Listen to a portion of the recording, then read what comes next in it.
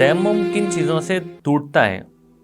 जैसे हम याद रख रहे हैं वज़ू किन चीज़ों से टूट रहा है, खून निकल रहा, पीप निकल रहा तो वज़ू टूट जा रहा है, तो ऐसे ही तयम्मुम किन चीज़ों से टूटता है? तो 3 पॉइंट्स इसमें याद रखें आप। पहली चीज़ है कि जिन चीज़ों से वज़ू टूट जाता है उन सारी चीज़ों से तयम्मुम भी टूट जाता है। जैसे खून निकलने से वज़ू टूट रहा है तो तयम्मुम भी टूट रहा है, पीप निकलने से वज़ू टूट रहा है तो तयम्मुम भी टूट रहा है।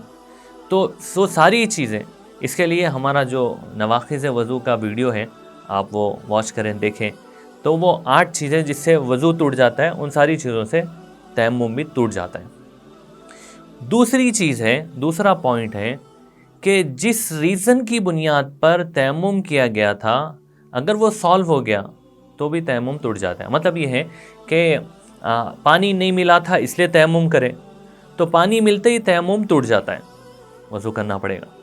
बीमार थे इस वजह से तयम्मुम कर रहे थे, सेहत मिल गई तो सेहत मिलते ही तयम्मुम टूट जाता है।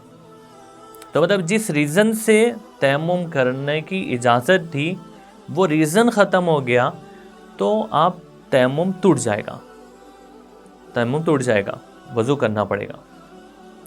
थर्ड पॉइंट है समझने का जिससे तयम्मुम टूट जाता है, ऐसी चीज़ें जिससे गुस्ल फ़र्ज़ होता है उससे तयम्मुम टूट जाता है। जैसे किसी को इह्तिलाम हो गया तो उसके ऊपर गुस्ल फ़र्ज़ हो गया, नाइट फॉल हो गया, गुस्ल फ़र्ज़ हो गया, तो उसकी वजह से तयम्मुम भी टूट जाता है।